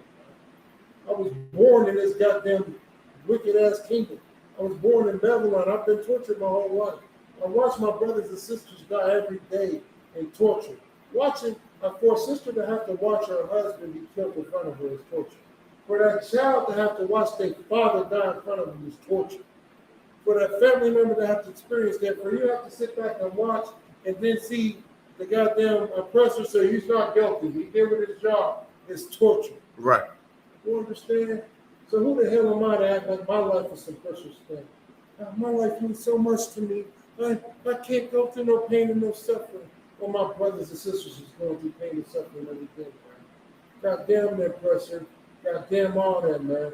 You're going to keep fighting for blacks, Hispanics, and Native Indians until you give up the ghost, man. That's just what it is. We don't follow no leadership in this school.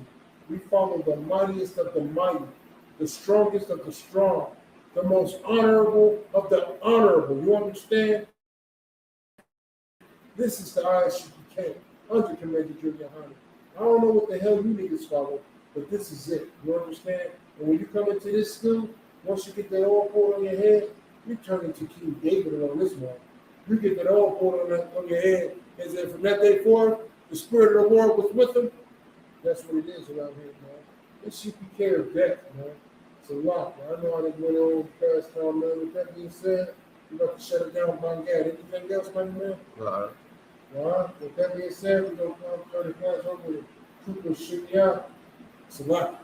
Trooper Azar or Yashinya. Let's look it up.